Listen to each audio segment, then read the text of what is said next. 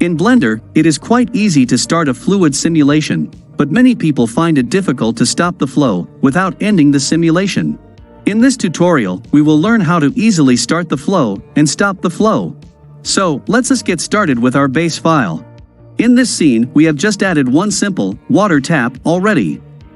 Now, we need to add one flow object here, and also a domain object, for a basic fluid simulation. So let us go to the Add menu and add one UV sphere. This will be our flow object.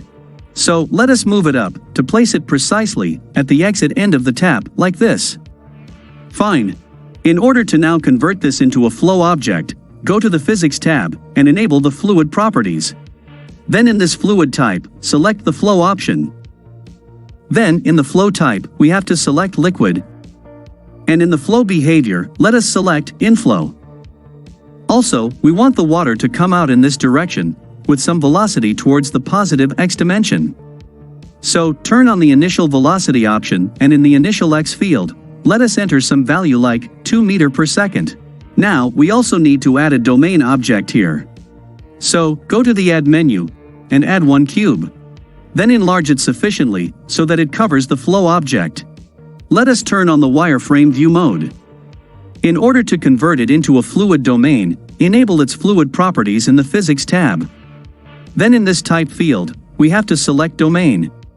Next, in the domain type, please select liquid. And in the resolution division, let us use 64 for a better quality of fluid.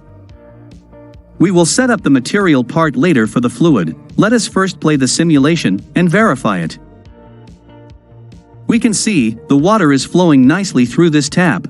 Now, we want the flow to stop at a certain point in time, but the fluid simulation should not stop, only the inflow should stop. Let us say, we want the flow to stop at frame 100. So, there are actually two different ways to do that. We will first discuss the easy technique. So, let us go to frame 100 here. Then select the flow object, which is this sphere. And in the Physics tab, you will see an option called Use Flow. Click on this switch beside this to insert a keyframe for this field, while it is checked or selected. Then, go to the next frame. Deselect this field, and either you can right-click and insert a keyframe for this, or you can simply click on this button to insert a keyframe. You can see a color change. Once this is done, from this frame onward, this flow object will not add any additional fluid into the scene. And we can actually hide our flow object so that the flow looks more realistic. Then, for our domain object, we have to clear the cache files so that the new changes take effect. We can clear them from here. Or, we can simply make some cosmetic changes, maybe in the resolution division, so that Blender is forced to refresh the cache. Now let us go to the first frame and run the simulation again. The water started flowing as usual. And it stopped right after frame 100.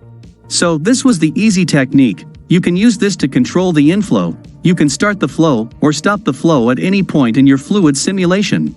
And you can create multiple such keyframes for a given flow object to enable and disable the flow many times. Or you can also use multiple flow objects and time their flow at your preferred time. The possibilities are endless with this nice feature. But there is a problem in this. It stopped suddenly. If we look at frame 100, the flow stopped here, just suddenly. However, in a realistic scenario, the flow should slow down a bit, and then dry up. It never stops abruptly, in case of a tap water like this. If we want to replicate that kind of behavior here, in our simulation, it is also possible. But we need to make use of a little more sophisticated technique, which is the second method we are now going to discuss. Let us first unhide our flow object. If we reduce the size of this flow object, the flow will also slow down.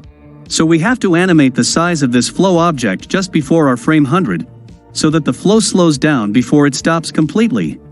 You can decide the rate of change for the slow down and insert the keyframes accordingly. For this example, we will use 30 frames for the slow down process.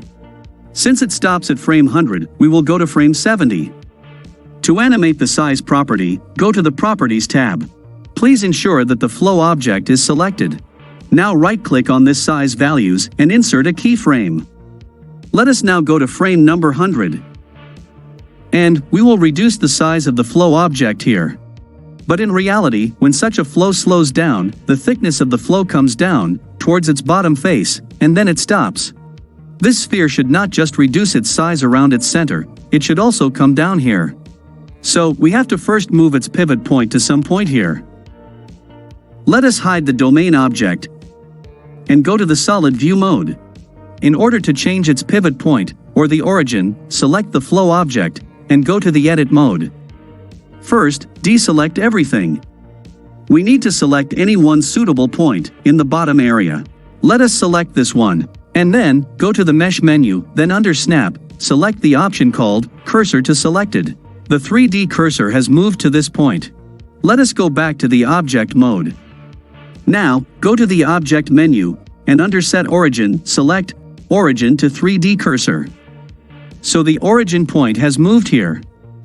If we now resize the flow object, it will scale down with respect to this point.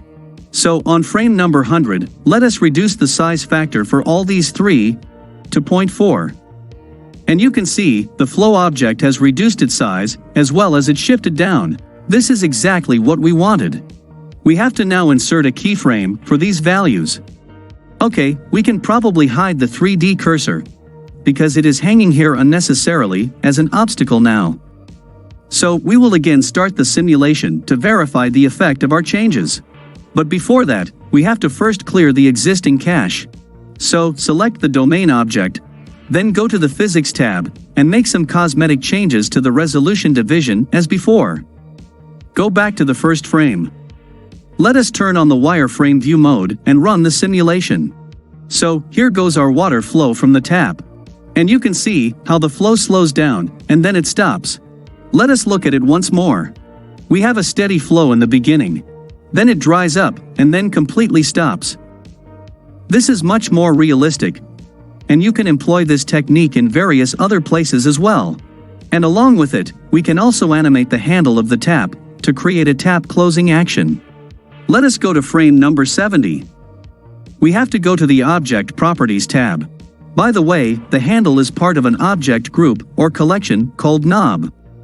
So we will first insert a keyframe for these values at frame 70. And then, at frame number 100, we want to turn the handle this way. So we need to change the Z rotation angle suitably, so that the handle comes to the forward position. Let us insert a keyframe here. Now, if we run the simulation again, when the water flow slows down, the handle also turns along with it. And the scene looks more realistic. The next step is, we have to set up a water-like material, and also bake the simulation data. We will skip that and directly look at the result. But if you need help in this part, you can look at my other tutorials, the links are given in the video description. So we are ready with the bake. Let us now start the simulation for the last time.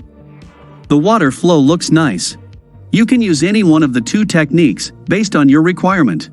You can see here that some water drips out, even after the flow has stopped. It does not happen automatically. We have actually enabled the flow object again, just for few frames, after frame 100, so that the water droplets come out from the closed tap, only to make it even more realistic.